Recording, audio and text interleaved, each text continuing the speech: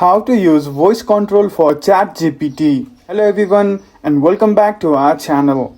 Want to interact with ChatGPT using your voice? Don't worry. In this video, I'll show you how to use voice control to chat hands-free, whether you are on mobile or desktop. So let's get started.